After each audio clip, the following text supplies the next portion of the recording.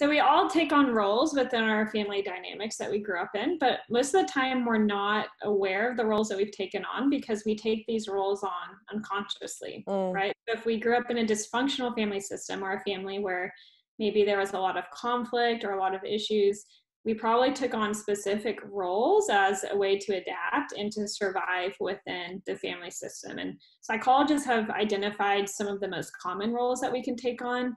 And they were originally identified for families where alcoholism is present, but the terms have since expanded to include other types of dysfunctional family systems. And again, if we're being real, like pretty much all families have some sort of dysfunction present. And so most people can identify with one of these roles.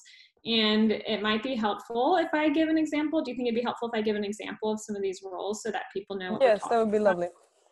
Yeah, so one role that we can take on is called the Peacekeeper. And the Peacekeeper tends to want to mediate or reduce tension between others. So they try to please, they try to take care of. It's, sometimes the Peacekeeper is pulled into taking sides or just into mediating conflict. Another role is identified as the Caretaker, and that role is also known as the Enabler. And so the Caretaker usually feels responsible for others' emotional well-being. They take on problems and responsibilities within the family so others don't have to experience the negative consequences of their actions.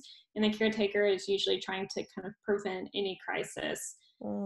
Another is the Scapegoat, which is also known as the black sheep. You may hear this one as like the troublemaker, or they're the problem child.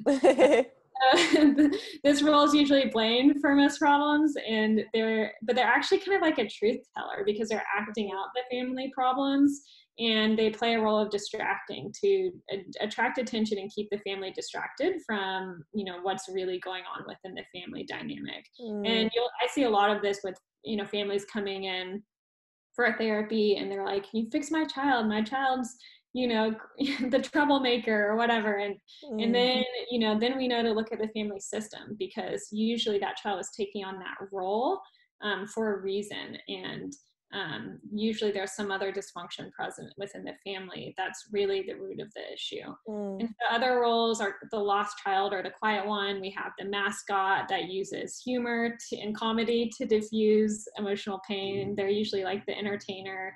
You have the hero or the golden child or the perfect child that uses achievements to like divert attention away from dysfunction, make the family look normal to the outside.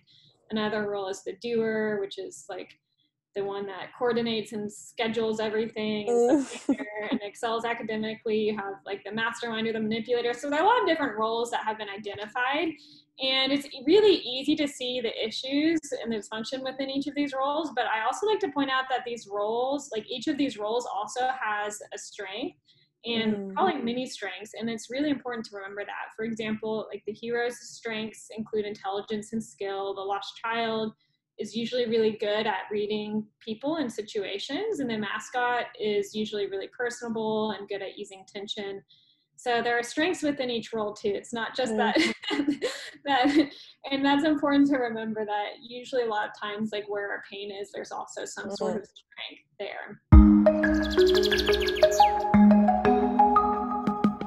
We are part of creating a society of healthy, empowered, and fulfilled individuals. My name is Madeleine Mofjard, and I'm here to bring you perspective.